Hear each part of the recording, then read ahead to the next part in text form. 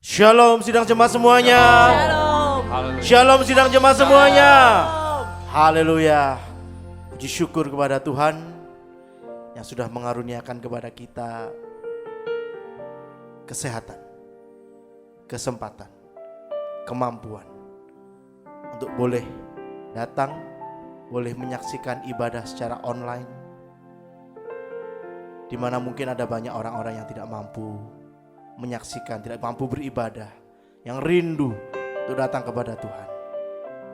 Mari kita syukuri, kita hargai setiap kesempatan yang terindah ini yang boleh Tuhan berikan. Saya ajak sidang jemaat untuk berdoa sebelum kita mulai ibadah ini. Haleluya, haleluya. Terima kasih Tuhan, terima kasih Tuhan Yesus. Kami bersyukur Kau sudah sangat baik dalam kehidupan kami. Kami berterima kasih Tuhan untuk setiap hari-Mu, untuk setiap nafas yang Kau berikan, kasih karunia-Mu Tuhan, kebaikan-Mu dalam kehidupan kami. Terima kasih ya Bapa, terima kasih Kau yang melihat setiap hati kami, kerinduan kami Tuhan, hasrat kami untuk memuji-Mu, menyembah-Mu, mendengarkan firman-Mu ya Bapa. Tuhan, kami percaya Kau mendengar semuanya itu. Kami percaya Kau menjamah setiap hati yang rindu, setiap hati yang haus, setiap mereka yang membutuhkan jawaban. Kami percaya Kau akan memberikan jawaban itu ya Bapa. Terima kasih Tuhan, terima kasih bila Kau satukan Tuhan kami, pelayan-Mu, dan juga sidang jemaat-Mu yang berada di rumah, supaya kami boleh menikmati hadirat-Mu ada di mana kami menyaksikan ibadah ini ya Bapa. Terima kasih Tuhan, terima kasih bila firman-Mu jadi jawaban, firman-Mu jadi terang, firman-Mu Tuhan boleh menjadi rema dalam kehidupan kami. Terima kasih Tuhan, terima kasih.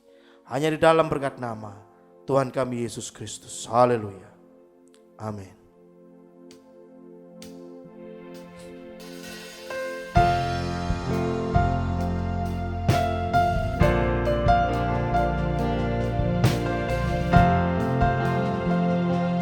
Yesus, Kau sungguh baik. Yesus, Kau sungguh baik. Yesus, nama-Mu indah. Yesus, ku cinta Kau selalu. Ku tinggikan, ku agungkan selamanya. Yesus, ini doaku. Yesus, ini doaku.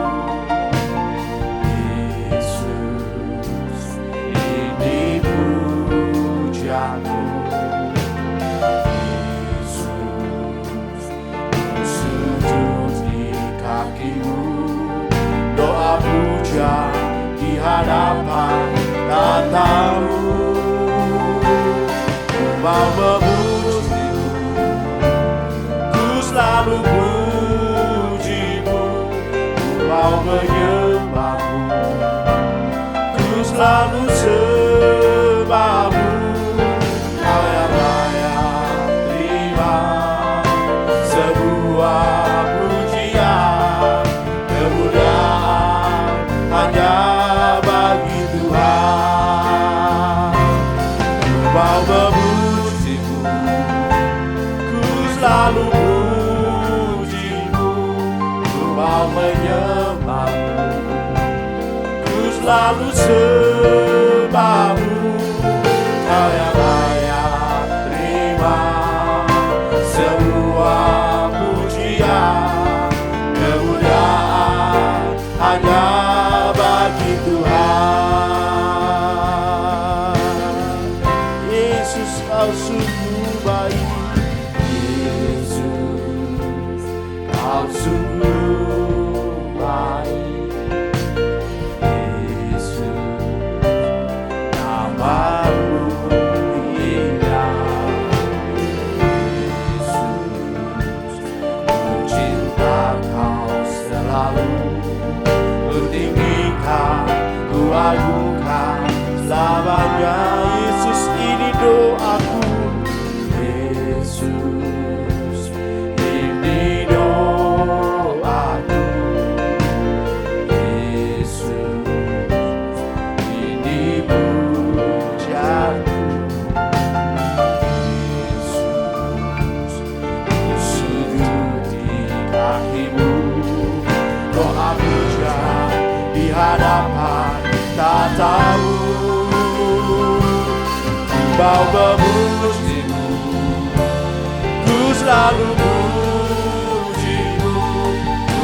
menyembahmu, ku selalu sembahmu. Kau yang layak terima semua pujian, kemuliaan hanya Tuhan.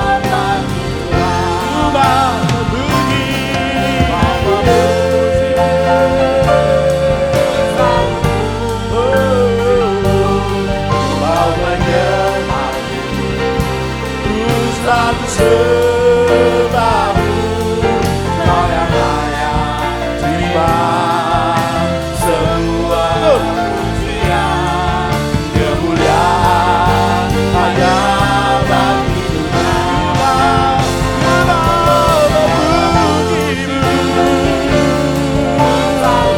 Ku mau menyembahmu, ku selalu sembahmu. Kau yang layak terima semua pujian, kemuliaan hanya bagi Tuhan.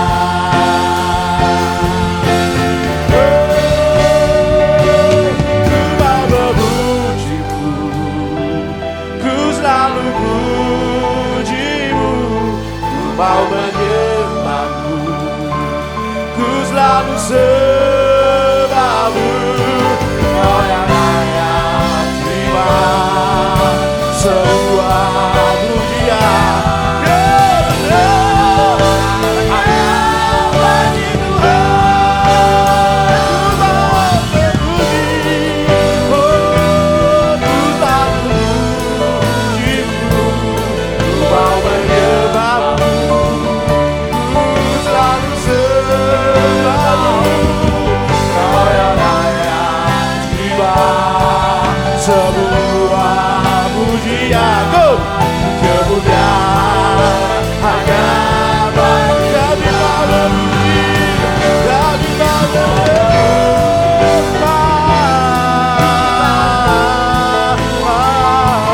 Ku mau menyembahmu, ku selalu sembahmu.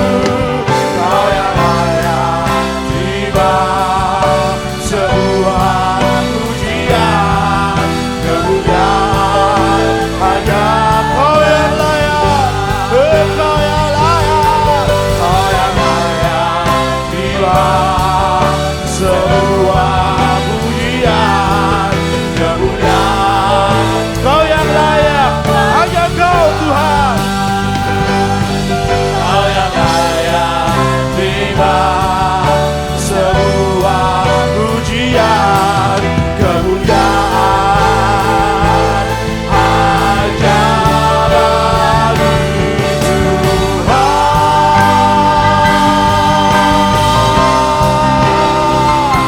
Haleluya, haleluya, haleluya, haleluya. Tema pujian pada pagi hari ini adalah bersyukur dalam segala hal. Saya ingin membacakan satu ayat terlebih dahulu. Musik dimainkan gak apa-apa. Dari Habakuk 3 ayat 17. Sekalipun pohon ara tidak berbunga, pohon anggur tidak berbuah, hasil pohon zaitun mengecewakan. Sekalipun ladang-ladang tidak menghasilkan bahan makanan, kambing domba terhalau dari kurungan, dan tidak ada lembu sapi dalam kandang. Namun aku akan bersorak-sorak di dalam Tuhan, beria-ria di dalam Allah yang menyelamatkan aku. Pujian pada pagi hari ini saya dapatkan rema dari firman minggu lalu, di mana Tuhan mengingatkan kita selalu bersyukur apapun yang kita alami. Mungkin pertolongan Tuhan terlihat kok belum datang, kok belum terjadi. Tapi Tuhan mengingatkan, mari kita bersyukur apapun yang Tuhan izinkan terjadi. Mari kita belajar bersyukur. Ku bersyukur.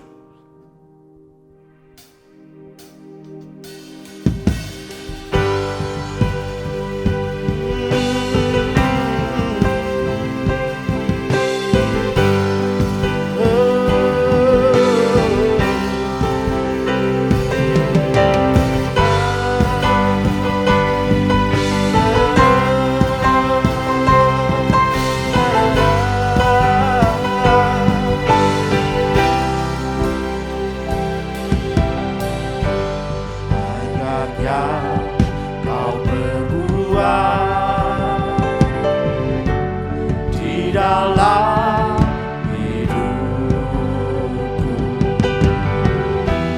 Rancangan indahmu terjadi di hidupku. Bapa yang mengerti segala yang ku perlu, kasih-Mu sempurna nyata dalam hidupku. Ku bersyukur Bapa, ku bersyukur Tuhan, buat kasih setia-Mu di dalam hidupku. Ku bersyukur, ku bersyukur Bapa, ku bersyukur Tuhan, buat kasih setia-Mu di dalam hidupku. Ku bersyukur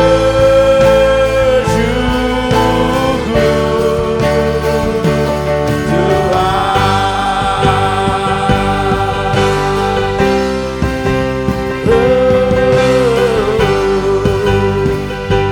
Banyak yang Kau berbuat dalam hidupku.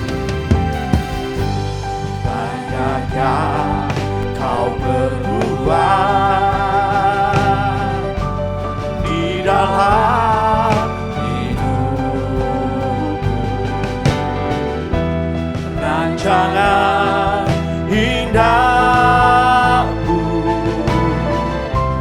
terjadi di hidupku.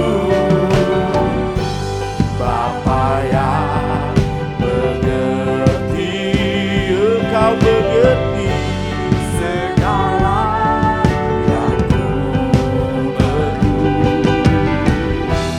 kasih-Mu sempurna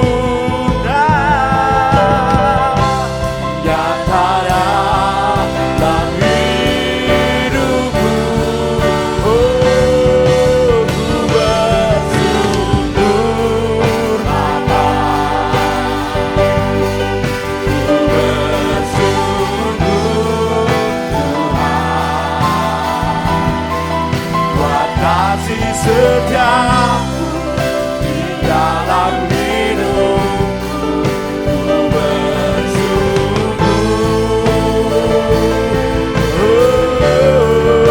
ku bersyukur Bapa, ku bersyukur Tuhan, buat kasih setia-Mu di dalam hidupku. Ku bersyukur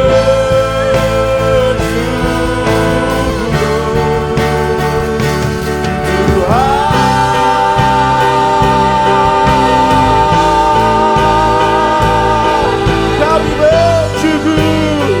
kami berterima kasih, kasih setia-Mu, pertolongan-Mu Tuhan, penyertaan-Mu.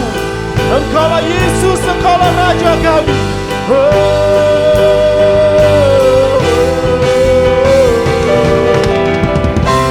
Kaulah Yesus, Kaulah Tuhan, hanya Kau ku percaya. Kaulah Yesus, Kaulah Tuhan, harapan hidupku.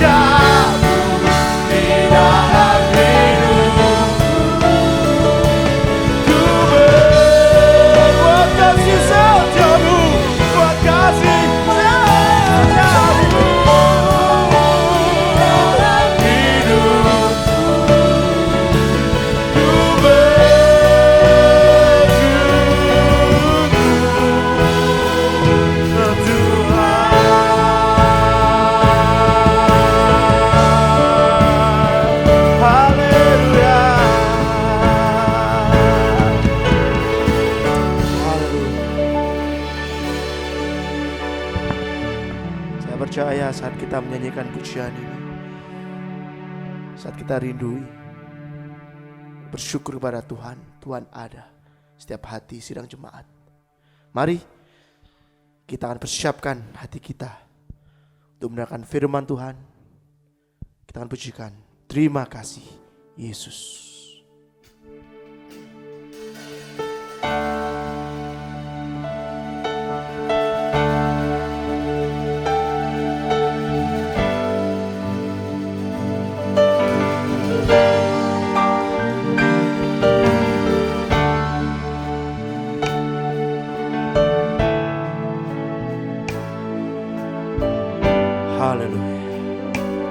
Yang dulu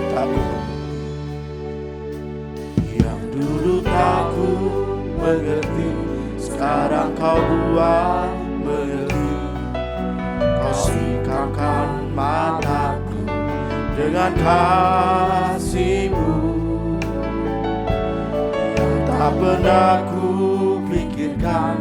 Sungguh kau telah sediakan, kau curahkan berkat dalam hidupku. Terima kasih Yesus, terima kasih Yesus. Ku bersyukur hanya bagi-Mu ya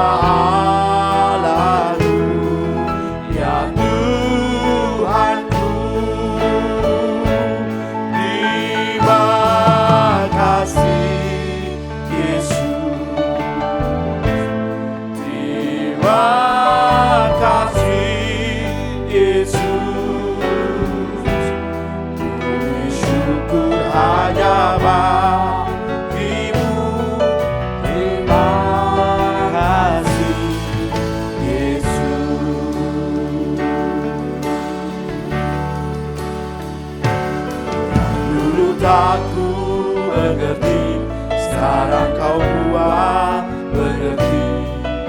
Kau singkapkan mataku dengan kasih-Mu yang tak pernah ku pikirkan. Sungguh kau telah sediakan, kau curahkan berkat di dalam hidupku. Terima kasih Yesus, terima kasih Yesus. Ku bersyukur hanya bagi-Mu ya Allahku, ya Tuhanku. Terima kasih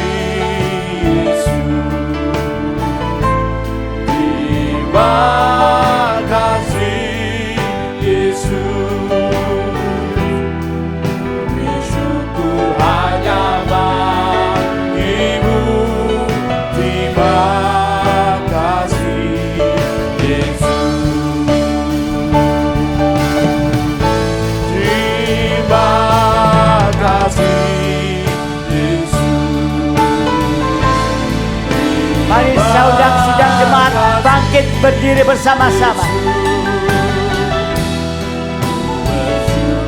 Hanya bagi-Mu ya Allahku, ya Tuhanku. Terima kasih Yesus, terima kasih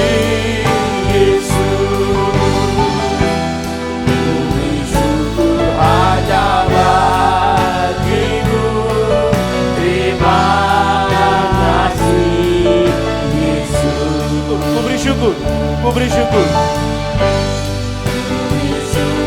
hanya bagi-Mu. Terima kasih Yesus. Mari kita satu di dalam doa. mempersiapkan hati pikiran untuk firman Tuhan. Kami bersyukur, kami berterima kasih Tuhan kepadamu Tuhan, karena Engkau selalu memperhatikan kehidupan kami. Bahkan Bapa dalam surga seringkali apa yang terjadi tidak terpikir oleh kami, tetapi Engkau yang menyatakan itu bagi kami Tuhan. Engkau menyediakan semua bagi kami. Engkau yang mencurahkan berkat di dalam kehidupan kami ini Tuhan. Terima kasih Tuhan, terima kasih. Hanya ucapan syukur yang kami panjatkan kepadamu juga pada kesempatan pagi hari ini Tuhan. Engkau yang selalu akan menolong di dalam kehidupan kami, dan saat ini juga membutuhkan kuasa urapan Roh-Mu Tuhan, untuk kami boleh kembali belajar akan firman-Mu yang kami butuhkan di hari-hari ini. Semakin hari Engkau akan singkapkan firman-Mu bagi kehidupan kami, supaya kami boleh mengerti Tuhan apa-apa yang akan terjadi di depan, bahkan bagaimana kami menyikapinya Tuhan, supaya kami masuk dalam rencana-Mu yang indah. Terima kasih Bapa, berkati setiap puji-pujian yang sudah dipersembahkan. Biar mengundang hadirat-Mu di tengah-tengah kami, di tengah-tengah sidang jemaat-Mu dimanapun mereka berada Tuhan. Untuk itu sekali lagi biar kuasa urapan mengurapi setiap kami, supaya kami mampu untuk sungguh-sungguh mendengar firman-Mu. Terima kasih Bapa, terima kasih kuasa-kuasa apapun yang masih mau mengganggu dalam pemberitaan firman-Mu, kembali satu hati mengundang kuasa nama untuk usir dan perintahkan semua kuasa roh, mengerintahkan kamu keluar dalam nama Tuhan Yesus Kristus. Kuasa darah Yesus menguasai setiap kami. Terima kasih Tuhan, terima kasih. Kami akan sambut kebenaran firman-Mu dalam nama Tuhan Yesus Kristus. Haleluya. Amin. Mari sidang jemaat dimanapun saudara berada, silakan duduk kembali dan kita mempersiapkan hati pikiran kita ya untuk firman Tuhan. Ya, biarlah firman Tuhan ini menjadi kebutuhan kita di saat ini atau di saat akhir zaman ini.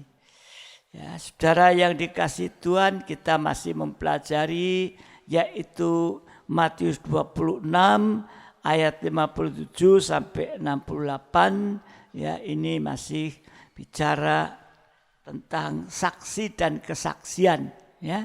Saksi dan kesaksian. Ya, ini saudara dikasihi Tuhan. Yang lalu kita sudah mempelajari dua macam saksi dan kesaksian. Ya. Yang pertama ayat 59, ayat 61 itu bicara tentang saksi palsu atau saksi dusta. Ya, di tengah-tengah dunia saat ini banyak ya saksi-saksi yang palsu, ya. Saksi-saksi yang dusta, tidak mengandung kebenaran ya. Tetapi dalam ayat 62 sampai 66 itu saksi yang benar ya. Jadi pagi hari ini kita masih mempelajari saksi palsu atau saksi dusta. Ini sudah diterangkan dalam PA tanggal 25 Agustus ya. Dan saudara dikasihi Tuhan ya, kalau kita melihat tentang saksi palsu yang sudah kita dengar di dalam PA ini, ya. Jadi saksi palsu ya dalam PA itu dikaitkan dengan Yesus yang mau merobohkan bait Allah dan membangunnya kembali dalam 3 hari. Dan ini benar. Ini kesaksian yang Yesus katakan itu benar. Ya, jadi saudara dikasihi Tuhan, ya, yang dimaksud ya adalah dirinya mati dan bangkit pada hari yang ketiga ini. Nah, saudara yang dikasihi Tuhan, ya, kemudian tampil 2 orang saksi palsu. Ya, saudara juga sudah mengikuti dalam ibadah-ibadah yang lampau ini. Ya. Jadi dua orang saksi ini menyatakan bahwa apa yang dia dengar saat Yesus berkata, rombak bait Allah ini dalam 3 hari aku akan mendirikannya kembali. Padahal bait itu yang dimaksudkan bait Allah secara jasmani itu dibangun 46 tahun. Akan dirobohkan, membangun dalam 3 hari. Secara akal manusia itu enggak mungkin. Jadi dua orang saksi itu sudah mendengar perkataan Yesus sendiri, tetapi dia menjadikan saksi palsu, laporkan. Dia ngomongnya begini, masa kita bangun 46 tahun hanya dibangun dalam 3 hari saja. Nah, saudara dikasih Tuhan, ini menunjuk, saksi palsu ini menunjuk hamba Tuhan atau pelayan yang sudah mendengar firman yang benar. Tadi firmannya apa? Yesus akan merobohkan bait Allah, membangunnya dalam 3 hari. Tapi tidak melakukannya. Sehingga tidak pernah disucikan, tidak pernah diubahkan oleh kuasa firman pengajaran yang benar. Nah, saudara dikasih Tuhan, akibatnya kehidupan itu dikuasai oleh roh jual beli atau roh antikris dan dicap 666. 2 macam roh antikris di dalam kaitannya dengan bait Allah. Sudah mendengar Yesus datang ke bait Allah, melihat tempatnya untuk jual beli, untuk berdagang dan lain sebagainya. Di sana Yesus itu membersihkan sama dengan menyucikan tadi. Kemarin mendengar, mulai dengan uluran tangan kasih, enggak mau. Tetapi kemudian tali-tali pengikat domba itu dipintal jadi cambuk. Ini kita sudah mempelajari ini. Jadi 2 macam roh antikris dalam kaitannya dengan bait Allah, yaitu yang pertama roh jual beli. Artinya beribadah melayani Tuhan hanya untuk mencari kepentingan jasmani. Sama dengan rumah Allah dijadikan pasar. Ada yang jual beli, ada domba, ada meja penukar tuang, semua itu bicara tentang jual beli ini. Jadi roh jual beli ini beribadah melayani hanya untuk mencari kepentingan jasmani. Bagaikan rumah Allah dijadikan pasar. Di bait Allah ada roh jual beli.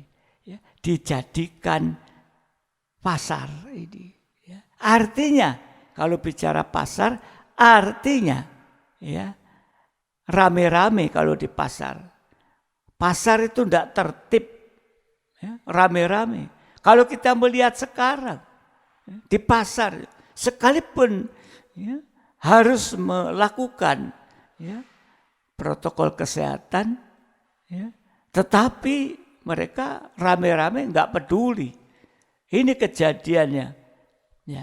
Jadi roh rumah Allah dijadikan pasar itu sama dengan rame-rame tidak tertib dalam ibadah, dan juga di pasar itu untuk mencari keuntungan, Masa di pasar, pergi ke pasar yang jual tidak mau untung, yang beli juga tidak mau untung, cari yang murah.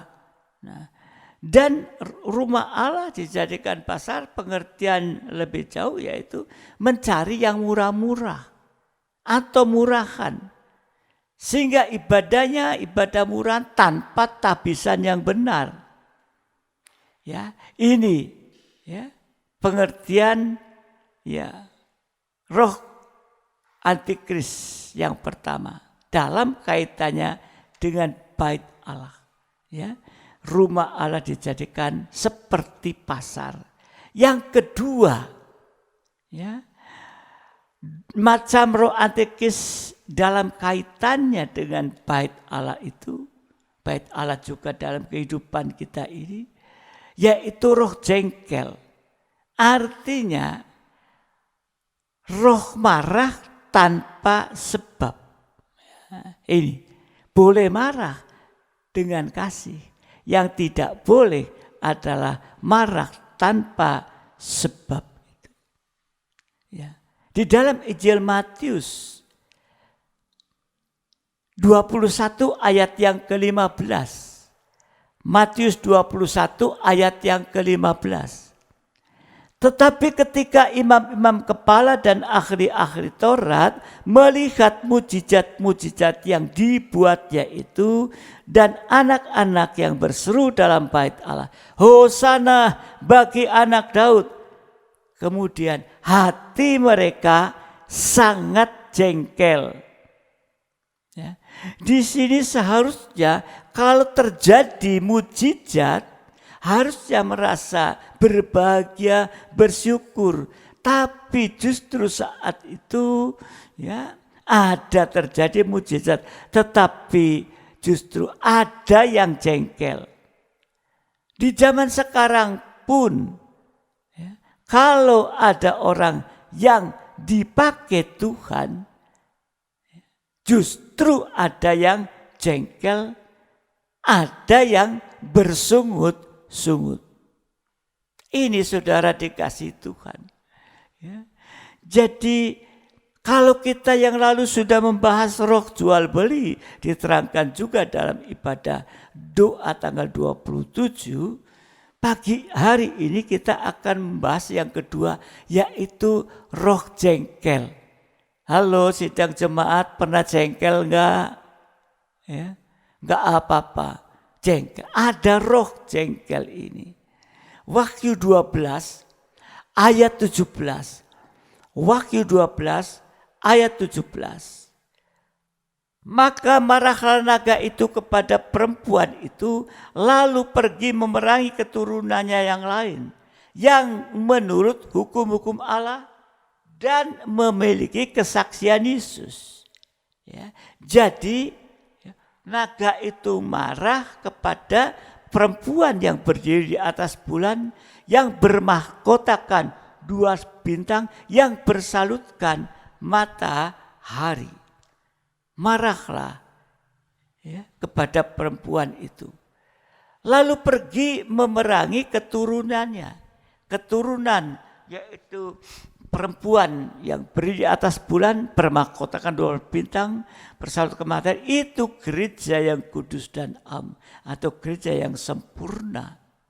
Tetapi ya, naga itu marah, ya, dan karena marah kepada perempuan itu, karena perempuan itu diburu, ya, dan tidak bisa.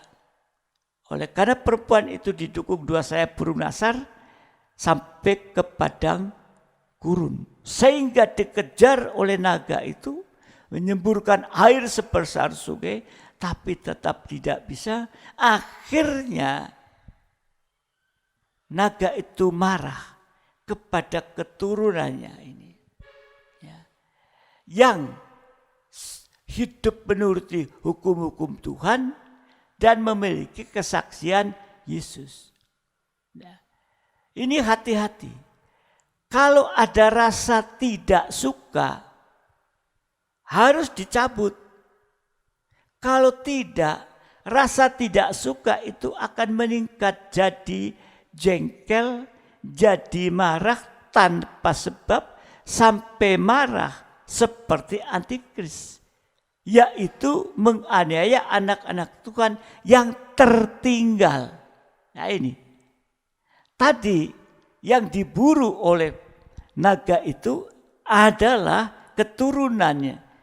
Ya, gereja yang kudus dan am yang tertinggal, yang tidak ikut diangkat karena yaitu mereka memiliki kesaksian Yesus, Kalau dikaitkan dengan ruang suci dalam tabernakel, kesaksian Yesus itu sama dengan ada dalam tanda pelita emas. Kemudian hukum Allah, ya, hukum Allah ini dalam tabernakel terkena kepada alat yaitu meja dan roti sajian. Jadi kalau kita lihat di dalam ruang suci tabernakel harusnya ada 3 alat. Pelita emas, yaitu kesaksian Yesus, hukum Allah, meja roti sajian, itu kalau sekarang PA masih kurang. Ya. 1, yaitu mezbah dupa emas ini. Ya. Jadi artinya naga itu memerangi anak Tuhan yang tidak memiliki mezbah dupa emas atau yang tidak mau menyembah kepada Tuhan. Ya, artinya orang yang tidak mau menyembah atau yang kurang menyembah Tuhan, kehidupan ini akan dihinggapi oleh roh jengkel, marah tanpa sebab. Akibatnya, ya, akibat jengkel dan marah tanpa sebab, akibatnya yang pertama, ya, Matius 21 ayat 15. Akibat jengkel atau marah tanpa sebab. Ya, yang pertama Matius 21 ayat 15.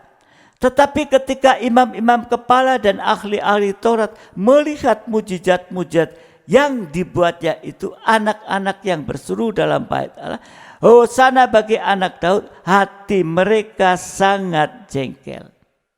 Jadi akibat jengkel yang pertama karena tidak pernah mengalami mujizat, terutama mujizat secara rohani, yaitu keubahan hidup.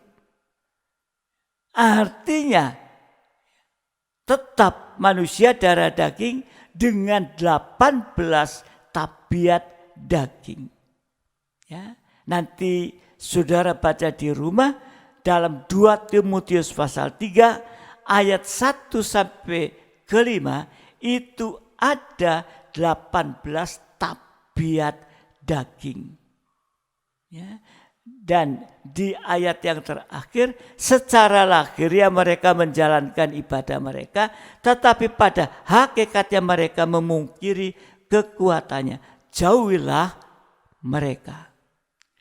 Jadi lebih menuruti hawa nafsu daripada menuruti Allah. Itu kehidupan yang tidak taat dengar-dengaran. Ya, yang merupakan ya, penguji dari manusia. Dari ada 18 tadi manusia darah daging yang ditutup yaitu dengan ya lebih menuruti hawa nafsu daripada menuruti Allah, sama dengan tidak taat dengar-dengaran. Ini saudara dikasih Tuhan. Kalau saudara melihat tadi ya di dalam 2 Timotius 3 1 sampai 5 dari yang pertama sampai yang ke-18, yang ke-18 merupakan penutup atau kunci dari 18 dosa ini ya, tabiat daging lebih menuruti hawa nafsu daripada menuruti Allah, berarti tidak taat dengar-dengaran. Ini berbeda dengan Yesus. Yesus yang taat dengar-dengaran sampai mati di atas kayu salib. Tadi dikatakan ya itu kekuatan ibadah, memungkiri kekuatan ibadah. Kekuatan ibadah itu sama dengan firman pengajaran benar yang sanggup menyucikan dan mengubahkan kita. Itu kekuatan ibadah. Jadi sesungguhnya kalau kita ibadah, kita harus mau taat dengar-dengaran, karena kepada firman pengajaran, karena firman pengajaran benar sanggup menyucikan dan mengubahkan. Ya. Akibat jengkel yang kedua akibat jengkel yang kedua. Ya, tadi ya, dikatakan dalam Matius 21 ayat 15 bahwa anak-anak berseru dalam bait Allah, Hosana bagi anak Daud. Hati mereka jengkel. Nah, Hosana itu adalah suara penyembahan. Jadi akibat jengkel yang kedua tidak bisa menyembah atau menolak penyembahan yang benar sehingga masuk dalam penyembahan yang palsu. Kalau pengajarannya palsu akan membawa kepada penyembahan palsu. Pengajaran benar akan membawa pada penyembahan yang benar. Jadi kalau kita lihat di sini, pengajaran itu adalah merupakan satu komando kita. Ya, ini saudara dikasih Tuhan. Jadi ya, akibat jengkel marah atau marah tanpa sebab, ya, tidak mengalami keubahan, tidak mengalami mujizat. Ya. Yang kedua, tidak bisa menyembah. Sama dengan menolak penyembahan yang benar ini. Nah, jadi pengajaran sekali lagi adalah komando kita. Matius pasal 2. Matius pasal 2 ayat 8 sampai 13. Maaf, ayat 8 dan 13 saja. Ya, nanti saudara baca keseluruhan. Ya, Matius 2, 8 dan 13. Kemudian ia menyuruh mereka ke Betlehem. Katanya, pergi dan selidikilah dengan seksama hal-hal mengenai anak itu. Anak itu ya Yesus yang mau lahir di kandang Betlehem. Dan segera sesudah kamu menemukan dia, kabarkanlah kepadaku supaya aku pun datang menyembah dia.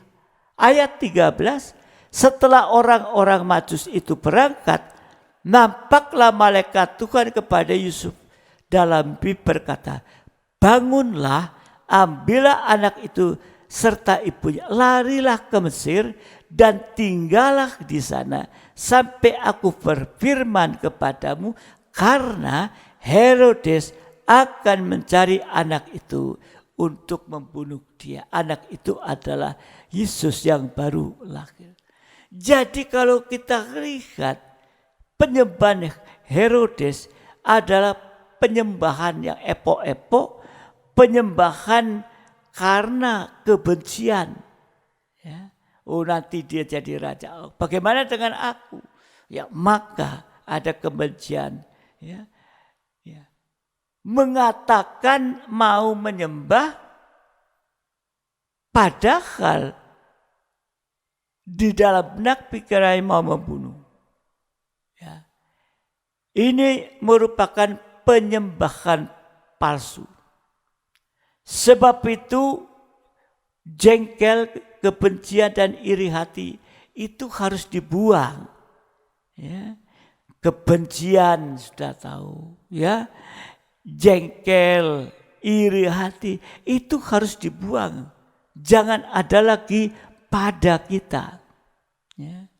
Kalau kita melihat lebih jauh di dalam Wahyu 13 ayat 12 sampai 15, Wahyu 13 12 sampai 15, dan seluruh kuasa binatang yang pertama itu dijalankannya di depan matanya. Ia menyebabkan seluruh bumi dan semua penghuninya menyembah binatang pertama yang luka parahnya telah sembuh.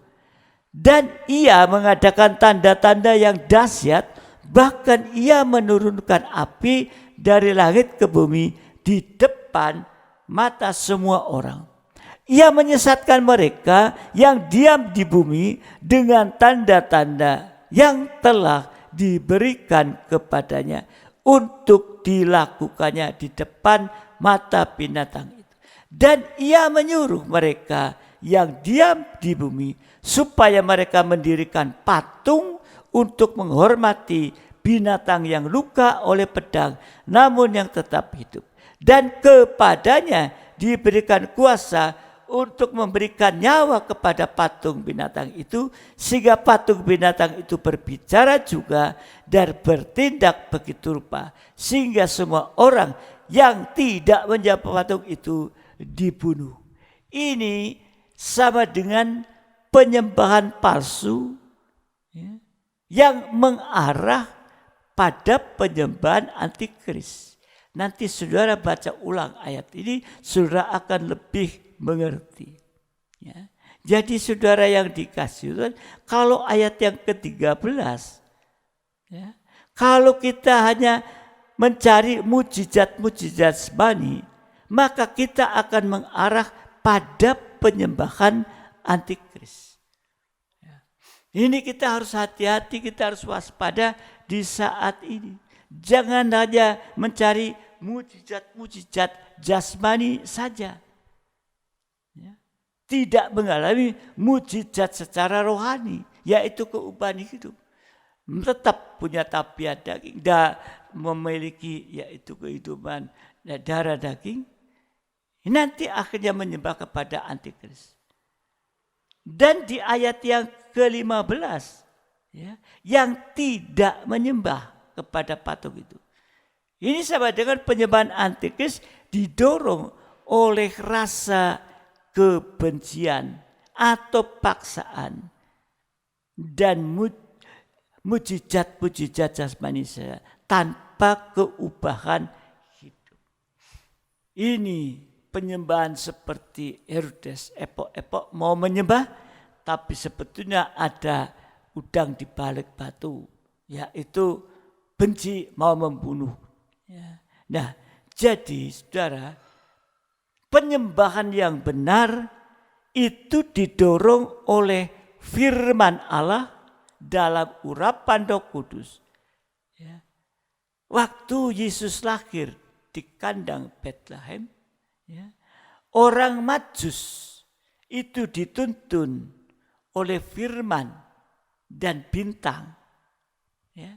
Firman dan bintang bicara Roh Kudus dituntun sehingga orang Majus itu sampai ke tempat di mana Yesus lahir di kandang itu, mengikuti bintang, dituntun oleh firman. Nah, kita lihat apa yang dibawa oleh orang Majus itu waktu dia datang untuk menyembah kepada Yesus. Ini merupakan tanda penyembahan yang benar. Ya. Dikaitkan dengan persembahan dari orang Majus ini. Apa yang dibawa orang Majus? Yaitu ada kemenyan. Kemenyan itu warnanya putih. Kemenyan yang bagus dan mahal itu warnanya putih. Ini bicara kesucian. Apalagi yang dibawa oleh orang Majus itu selain kemenyan, yaitu ada mur. Ya, mur itu merupakan getah mur. Ya, seperti pohon karet dikerat keluar getah karet. Ini pohon mur dikerat keluar getah mur. Ini bicara tentang tetesan darah Yesus, yaitu darah penebusan. Kelepasan dari dosa, ya, di mana di dalam Amsal penebusan itu seharga perak pilihan. Ya. Jadi ini yang dibawa, dipersembahkan oleh orang Majus. Buat kita sekarang juga untuk menyembah dalam kesucian, ya, dan juga sudah lepas, ya, dari dosa-dosa atau penyembah atau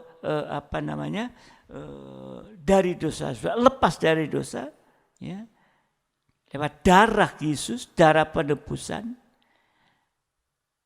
Yang ketiga yang dibawa oleh orang Majus itu adalah emas.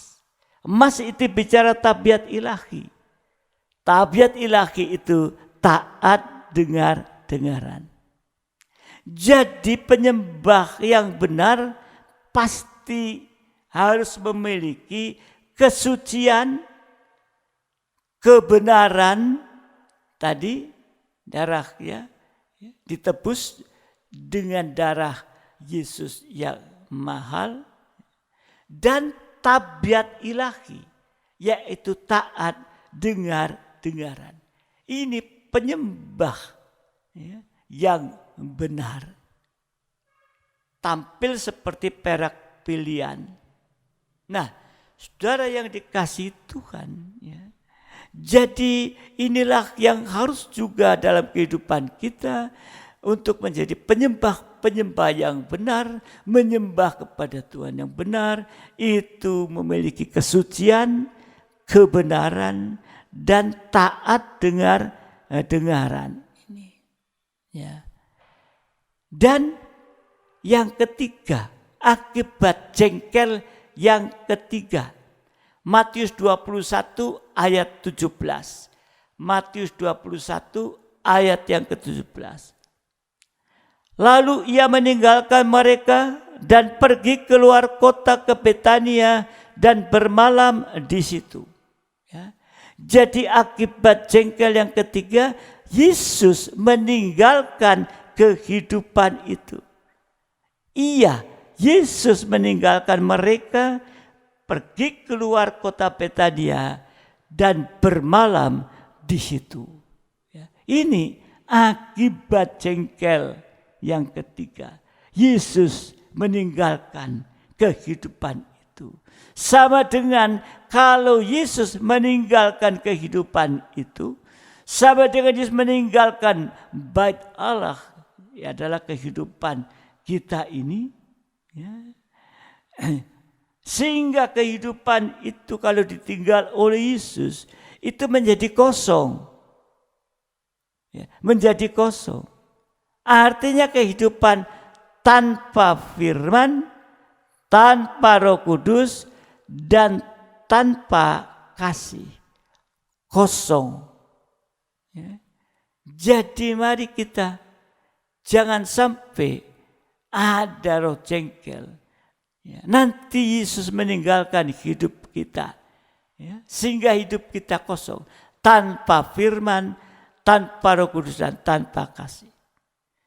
Saudara yang dikasihi Tuhan, ya, kalau melihat dalam Injil Matius pasal 12, ya, ayat 43 sampai 45. Ya. Ini kalau rumah sudah dibersihkan tapi kosong, ya, tanpa yaitu firman, tanpa Roh Kudus, tanpa kasih. Ya. Matius 12 ayat 43 sampai 45. Apabila roh jahat keluar dari manusia, ia pun mengembara ke tempat-tempat yang tandus mencari perhentian. Ini roh jahat itu cari perhentian. Bagaimana dengan kita? Tapi ia tidak mendapatnya. Lalu ia berkata, aku akan kembali ke rumah yang telah kutinggalkan itu. Maka pergilah ia dan mendapati rumah itu kosong, bersih tersapu, rapi teratur. Lalu ia keluar dan mengajak 7 roh lain yang lebih jahat daripadanya, dan mereka masuk dan berdiam di situ. Maka akhirnya keadaan orang itu lebih buruk daripada keadaan semula. Demikian juga akan berlaku atas angkatan yang jahat ini. Ini ada angka 8. Ya. Jadi kalau rumah sudah bersih, tetapi kosong, tidak ada firman, tidak ada, ya, tidak ada kasih, kosong, maka cenderung akan mudah, yaitu roh tadi yang sudah roh jahat sudah diusir keluar, ya, tapi kok rumah itu kosong, balik lagi bawa 7 orang, berarti kembali rumah kosong diisi dengan 8 roh jahat. keadaannya lebih buruk. Kalau tadinya 7 sekarang tambah. Tadinya 1 sekarang tambah 7. Nah, kalau kita melihat bahtera Nuh itu diisi 8 orang dan selamat. Karena Nuh ini taat dengaran. Selamat. Tetapi rumah kosong ini diisi 8 roh jahat dan akan binasa. Jadi jangan mempertahankan roh jengkel. Kalau mempertahankan roh jengkel, Roh Kudus tidak akan ada dalam kehidupan kita. Ya. Ini keadaan, ya, saudara dikasih Tuhan, dari saksi palsu. Nah, supaya kita bebas dari roh jual beli dan roh jengkel, kita harus kembali menjadi bayi secara rohani. Matius 21 ayat yang ke-16. Ya, semoga mengerti tadi akibat, ya, roh jual beli, roh jengkel. Ya. Sekarang kita melihat dalam Matius 21 ayat ke-16. Lalu mereka berkata kepadanya, engkau dengar apa yang dikatakan anak-anak ini? Kata Yesus kepada mereka, aku dengar. Belum pernahkah kamu baca, dari mulut bayi-bayi dan anak-anak yang menyusu, engkau telah menyediakan puji-pujian ini. Di sini kita melihat bahwa bayi itu dibela Tuhan. Kalau bayi dibela Tuhan, tidak bisa dijamah oleh antikris. Masalahnya sekarang, bagaimana kita, ya, masuk dalam proses menjadi bayi secara rohani. Ya, mari kita simak ini. Ya, bagaimana untuk kita masuk proses untuk menjadi bayi rohani. Ya, kalau tadi, ya, 1, ya, sekarang ya, yang pertama proses menjadi bayi rohani 1 atau A, ya. 1 Petrus 2 ayat 1 dan 2. Proses menjadi bayi secara rohani yang pertama 1 Petrus 2 ayat 1-2. Karena itu buanglah segala kejahatan, segala tipu muslihat, segala macam kemunafikan, segala kedengkian, dan segala fitnah. Ada 5 hal yang harus dibuang itu. Ya. Dan jadilah sama seperti bayi yang baru lahir, yang selalu ingin akan air susu yang murni dan yang rohani, supaya olehnya kamu bertumbuh dan beroleh keselamatan. Jadi untuk menjadi bayi secara rohani, proses pertama membuang 5 dosa tadi. Kejahatan, tipu muslihat, kemunafikan, kedengkian termasuk marah tanpa sebab atau jengkel, dan fitnah. Ini sama dengan mati terhadap dosa alias bertobat sampai akar-akar dosa itu tercabut. Tadi kejahatan itu akar dosa. Ya. Dosa bertunas yang ada dalam hati ini. Oleh karena ada akarnya. Kemunafikan itu mulai ada tunas. Dosa berkembang dalam perbuatan. Fitnah itu buah. Dosa berkembang lewat perkataan. Jadi proses menjadi bayi rohani yang pertama itu membuang 5 dosa tadi. Ya, nanti baca ulang apa saja 5 dosa itu yang harus dibuang. Yang kedua, setelah membuang 5 dosa utama tadi, yang kedua masuk dalam baptisan air yang benar. Banyak macam baptisan air, tapi hanya satu yang benar sesuai dengan firman Tuhan, yaitu baptisan menurut firman Allah dan seperti Yesus dibaptis. Pelaksanaannya kita dibaptis dalam nama Allah Bapa, Anak laki-laki dan Roh Kudus, yaitu dalam nama Tuhan Yesus Kristus. Dan kita dikuburkan atau ditenggelam dalam baptisan air untuk bangkit bersama Yesus dalam hidup yang baru. Jadi mutlak 5 dosa harus dibuang dulu sampai akar-akarnya. Setelah itu baru masuk dalam baptisan air itu. Sehingga kita akan hidup yang baru. Hidup yang baru kalau di dalam 1 Petrus itu yaitu hidup yang baru, hidup yang memiliki hati nurani yang baik. Hati nurani yang baik seperti bayi. Bayi itu jujur, bayi itu polos, tidak bisa nipu-nipu itu. Jadi kalau hati nurani kita baik, kita tidak akan memiliki kedengkian. Loh, apa tanda-tanda bayi? Tanda-tanda bayi itu apa? Tanda bayi yang pertama tadi, hatinya jujur dan murni, nggak bisa neko-neko. Ya.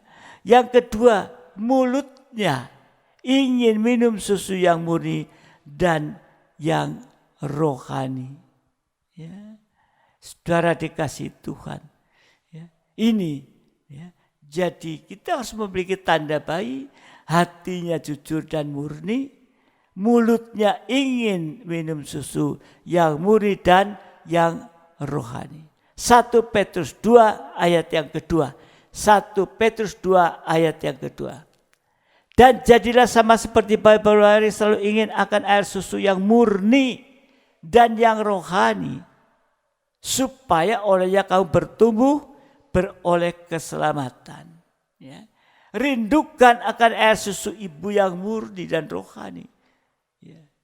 Ibu yang selalu ya, bayi minum susu yang paling terbaik dari ASI, dari ibu. Ibu menggambarkan yaitu pengembalaan, firman pengembalaan menjadi makanan, menjadi minuman.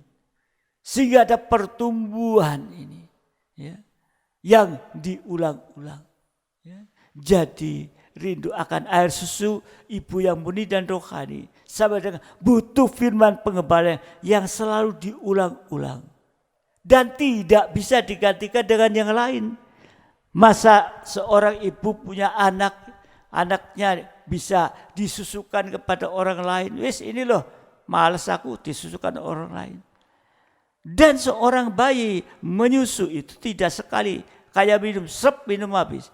Seorang bayi minum itu setelah berulang-ulang, ya, berulang-ulang. Ya. Ini menunjukkan firman pengembalaan yang diulang-ulang. Ini saudara dikasih Tuhan.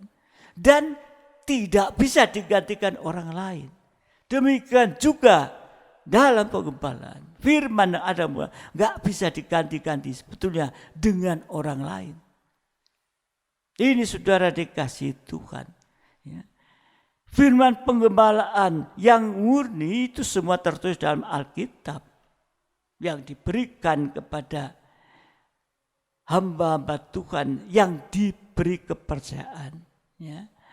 Itu firman pengembalaan yang murni tertulis dalam Alkitab. Firman pengembalaan yang rohani itu disampaikan dalam urapan Roh Kudus. Tertib dan teratur. Susunannya itu tertib dan teratur. Ayat menerangkan ayat. Seperti ya, Alkitab itu semua tersusun rapi dalam terangnya tabernakel.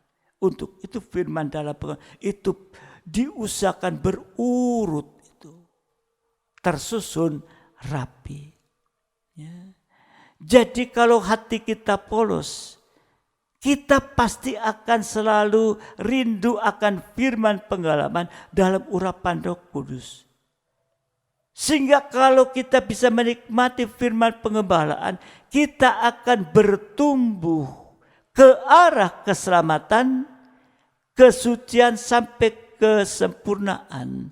Itu sama dengan kedewasaan rohani. Saudara dikasih Tuhan. 1 Petrus pasal 2 ayat yang kelima. 1 Petrus 2 ayat kelima. Dan biarlah kamu juga dipergunakan sebagai batu hidup untuk pembangunan suatu rumah rohani bagi suatu imamat kudus untuk mempersembahkan persembahan rohani yang karena Yesus Kristus berkenan kepada Allah. Jadi kalau kita sudah selamat tapi masih belum mencapai sempurna, berarti kita ada di tengah-tengahnya. Kita sudah selamat, tapi belum sempurna. Kita masih berada di tengah. Kalau di dalam tabernakel kita berada di tengah-tengah, berada di dalam ruang suci. Saudara dikasih Tuhan, sehingga kita menjadi batu hidup, imam dan raja imamat rajani. Kita dipakai dalam pembangunan tubuh kudus. Mulai dari dalam hidup nikah. Untuk itu perhatikan sekali lagi, yaitu kehidupan nikah.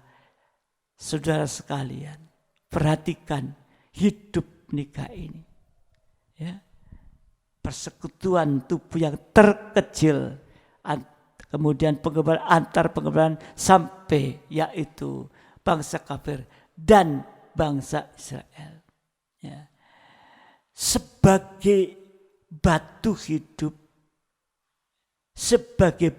hidup, kita hanya hidup dari belas kasihan, dari kemurahan Tuhan. Jadi pelayan pembantu tubuh itu sama dengan seperti ibu menyusui anak. Contohnya ibunya Musa. Musa ditaruh di tepi sungai Nil, kita tahu dalam maut bahaya. Tapi di saat dia menangis, tadi timbul belas kasihan dari putri Firaun. Kemudian dibawa ke istana. Tapi putri ini tahu, ini bayi orang Ibrani. Gak bisa disusui oleh sembarang ibu yang ada di istana itu. Maka dia cari ibu untuk bisa, seorang ibu Ibrani untuk bisa menyusui. Jatuhlah kemurahan itu, yaitu ibunya Musa sendiri menyusui Musa ini. Artinya di saat itu ibu Musa menyusui di dalam istana, dipanggil. Ibu Musa sekalipun orang Ibrani, dia tidak ada rasa takut khawatir. Hanya menyerah sepenuh kepada Tuhan. Padahal saat itu kan bayi-bayi harus dibunuh yang baru lahir. Tetapi ibu Musa dipanggil dan dia yang dipilih untuk menyusui Musa dalam istana. Tidak ada rasa takut khawatir. Dan sudah barang tentu bahwa ibu ini tahu kalau bisa menyusui saja itu sudah kemurahan, menyusui anaknya. Selain menyerah sepenuh kepada, tidak ada rasa takut dan khawatir, tapi ibu Musa tidak menuntut hak. Hanya melakukan kewajiban. Tetapi ingat, hak kita tidak akan hilang. Ya, ibu Musa itu. Dan bisa selalu mengucap syukur kepada Tuhan. Ini saudara dikasih Tuhan. Ya, jadi pelayan pembangunan tubuh kudus seperti ibu menyusui anak, ibu Musa. Ya, tidak ada rasa takut, khawatir, menyerah kepada Tuhan. Juga tidak menuntut hak. Kita pelayan-pelayan, jadi pelayan pembangunan tubuh kudus apalagi ya tidak menuntut hak. Ada yang menuntut, aku bayar berapa? Aku bayar berapa? Tidak ada menuntut hak. Hanya melakukan kewajiban. Tetapi ingat, sekalipun tidak menuntut hak dan hanya melakukan kewajiban, tapi hak tidak akan hilang. Amin. Dan selalu bisa mengucap syukur kepada Tuhan. Ya. Yang ketiga, ya, mulut seorang bayi itu hanya untuk bersaksi. Seorang bayi mulutnya hanya untuk bersaksi dan menyembah kepada Tuhan. Artinya percaya dan mempercayakan diri sepenuh kepada Tuhan. Ya. Jadi kalau hati kita tadi polos ya, nggak neko-neko, nggak ada apa-apa, dan mau mulutnya minum susu dan mulut bersaksi serta menyembah Tuhan, posisi kita seperti bayi ada dalam tangan Tuhan. Amin. Inilah yang harus kita kejar hari ini untuk membawa kehidupan kita pada posisi ada dalam tangan Tuhan. Markus 10 ayat 16. Markus 10 ayat 16.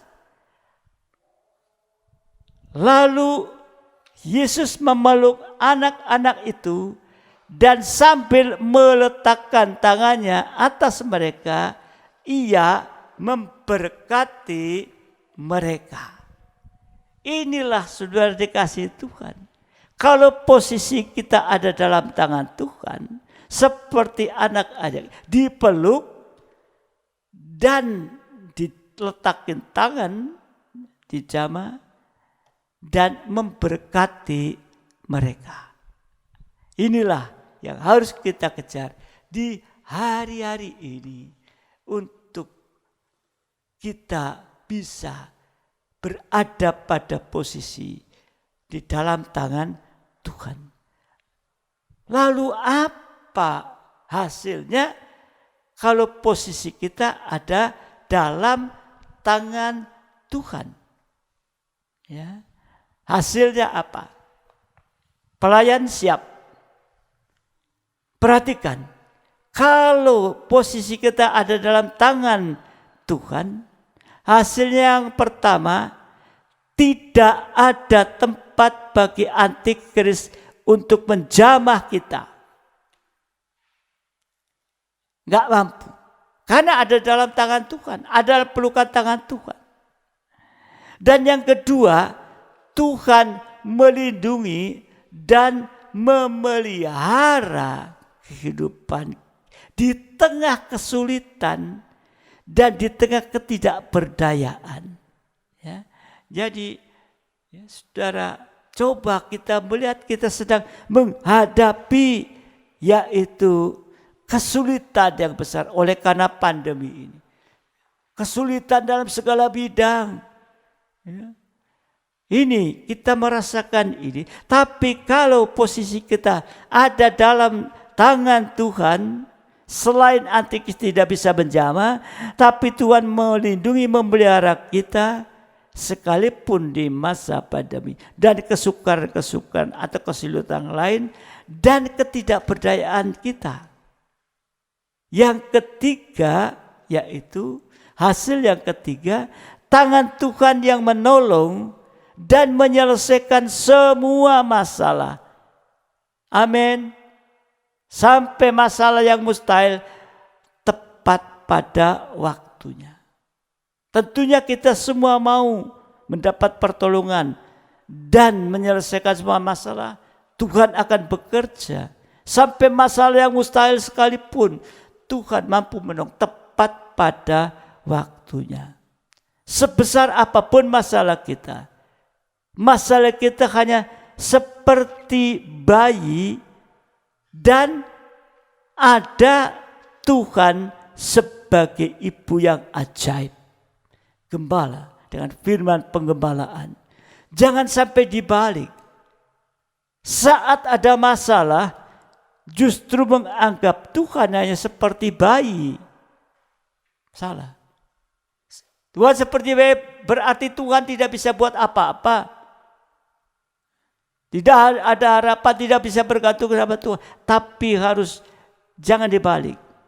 Ya. Kalau kita posisikan dalam tangan Tuhan seperti seorang bayi, Tuhan menyelesaikan semua masalah.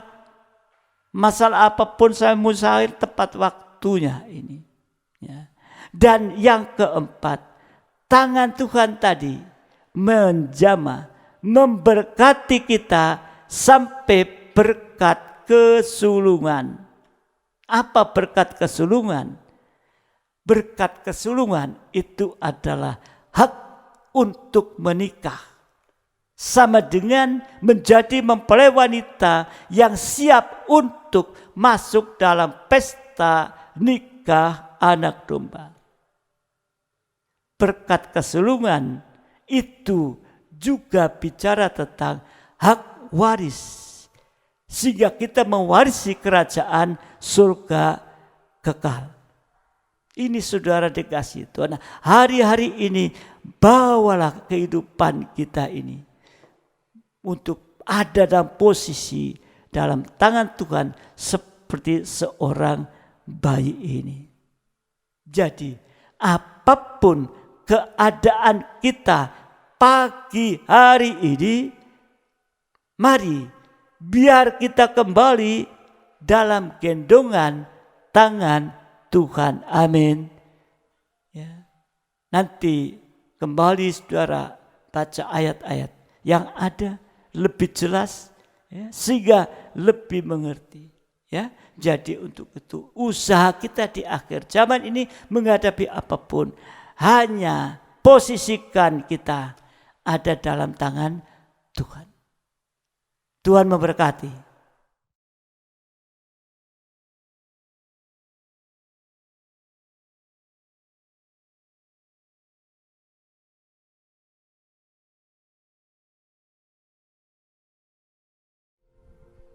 Saudara kita bangkit berdiri bersama-sama. Kita akan pujikan Yesus memegang tanganku dengan tangan kanan. Dan dengan sungguh dengan yakin.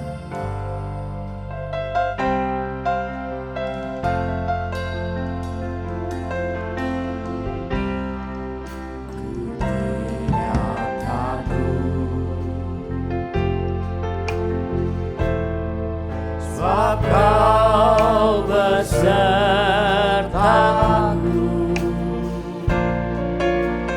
ku tidak bimbang. Sebab Engkau Allahku, ku tidak bimbang. Engkau meneguhkan, ya. Bahkan menolongku,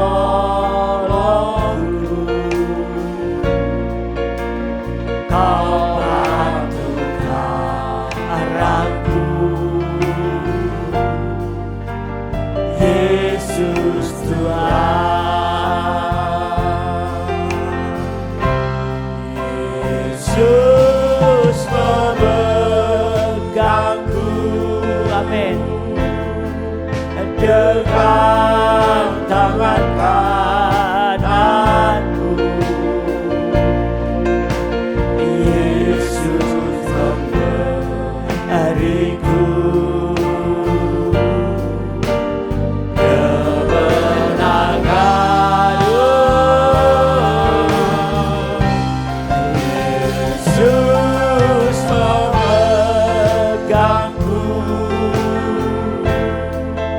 dengan tangan kananku.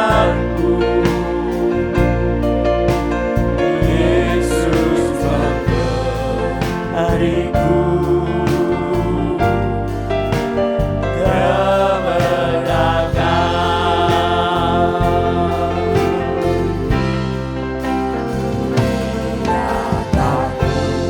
amin. Ya. Sebab Kau besertaku,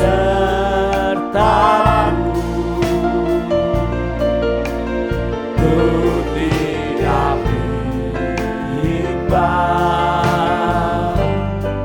Sebab Engkau Allahku,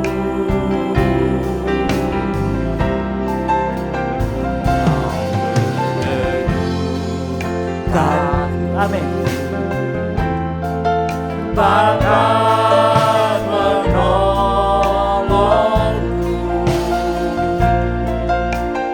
Kau batunya anakku. Yesus Tuhan,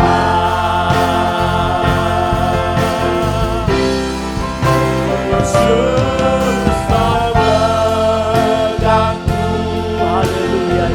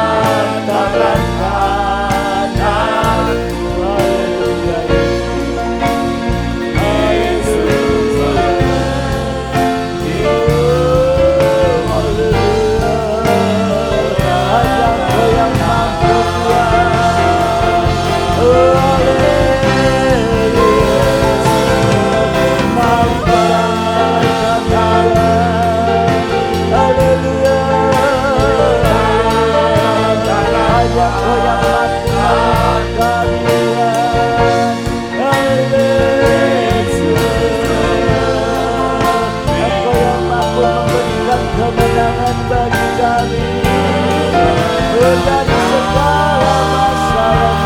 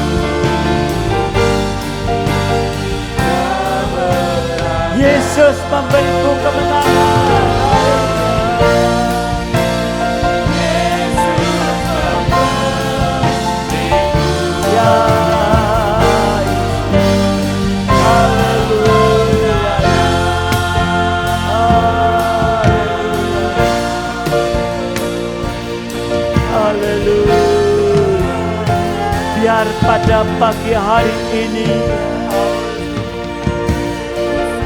perhatian kita yang tertuju kepada firman.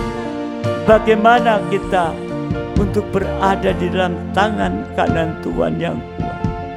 Maka semua itu akan berlalu. Pertolongan akan datang sekalipun masalah yang mustahil, ketidakberdayaan Tuhan akan tolong. Biarlah ini sungguh-sungguh menjadi perhatian kita di akhir zaman. Ketidakberdayaan kita menghadapi masa-masa pandemi ini. Juga mungkin masa-masa yang lain Tuhan.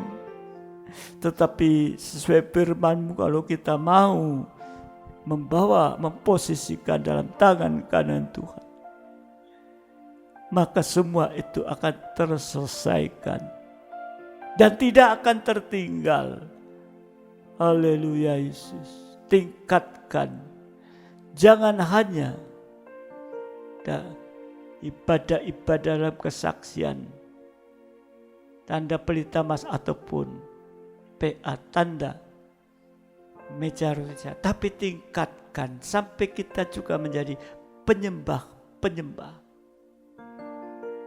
Untuk itu mari kita akan datang kepada Tuhan dan kita akan membawa ini dalam doa bersama-sama, dan kita pujikan kurnya ini satu kali. Bapak Anto akan berdoa untuk mengucap syukur. Mari kita bersama-sama pujikan ini. Kita mengangkat tangan kita dan kita mau menyambut tangan kanan Yesus.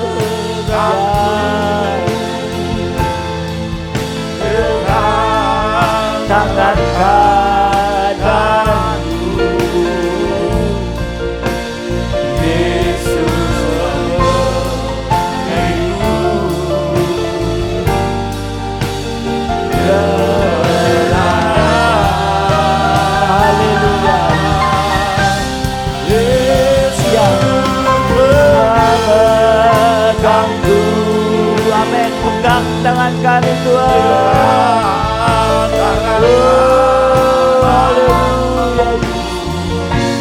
Haleluya. Engkau yang mampu memberikan kepadaku. Haleluya, haleluya. Terima kasih. Haleluya. Ya Tuhan. Ya. Terima kasih firman-Mu yang telah menusuk, telah masuk, mengingatkan kami, menunjukkan jati diri kami. Betapa sering kali kami bersungut-sungut, sering kali kami jengkel. Mungkin kami melihat pertolongan-Mu tidak datang. Mungkin kami melihat keadaan yang tidak sesuai dengan keinginan kami. Dan kami mulai meninggalkan Engkau. Kami mulai berusaha dengan keras, dengan kekuatan kami sendiri. Tapi kami lupakan Engkau Tuhan. Tarik kami kembali ya Bapa. Tarik kami kembali dengan kasih-Mu. Karena kami tidak mampu Tuhan menghadapi apa yang ada di depan kami sendiri. Tapi hanya kekuatan-Mu, hanya Roh Kudus-Mu Tuhan yang memampukan kami. Hanya tangan kanan-Mu Tuhan yang memberikan kemenangan dalam kehidupan kami. Terima kasih ya Bapa, terima kasih. Lewat firman-Mu Engkau mengingatkan kembali bahwa ada begitu banyak permasalahan dalam kehidupan kami yang tampak mustahil, tampak sangat susah, tampak sangat besar. Tapi Engkau menunjukkan bahwa kuasa-Mu terlebih dari semuanya itu. Bahwa tangan kanan-Mu lebih mampu Tuhan menyelesaikan semua itu. Ajar kami Tuhan untuk mengangkat tangan kami, untuk berserah kepadamu, untuk meraih tangan-Mu Tuhan yang telah Kau ulurkan pada kami.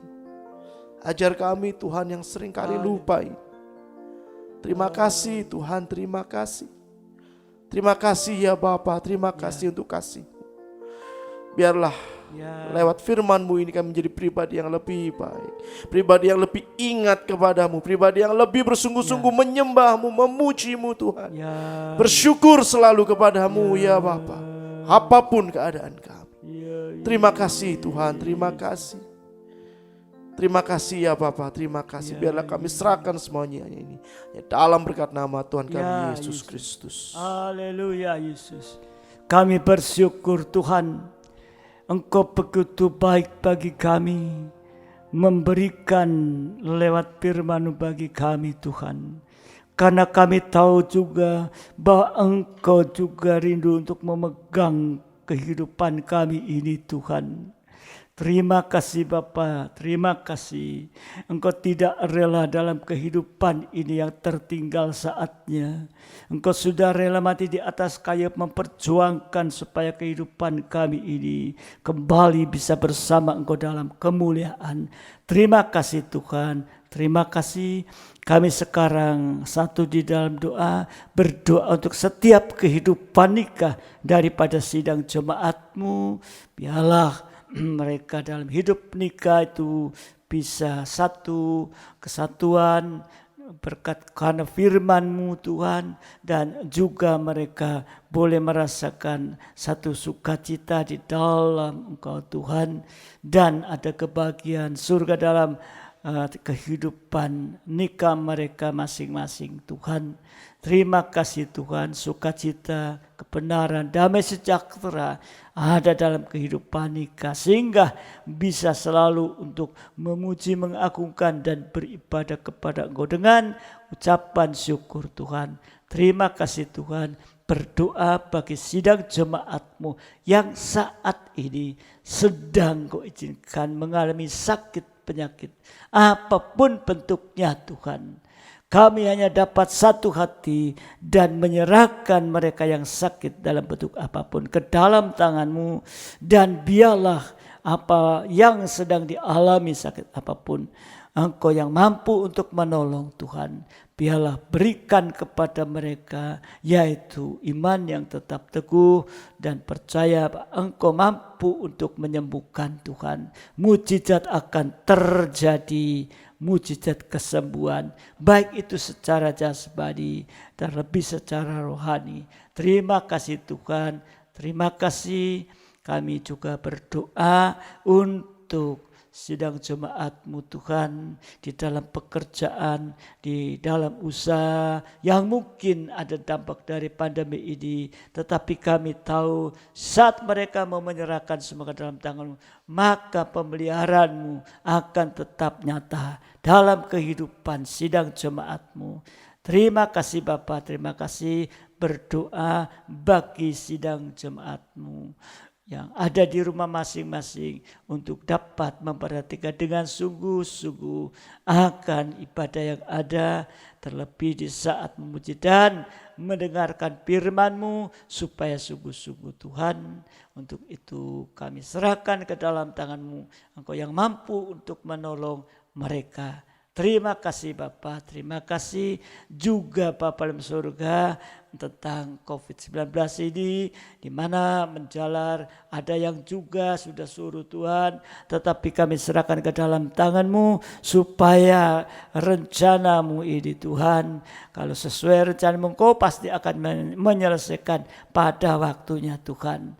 Untuk itu biarlah kami juga harus berhati-hati Tuhan untuk mengikuti Bapa dan protokol kesehatan yang ada, supaya kami juga menjaga penularan itu lebih jauh.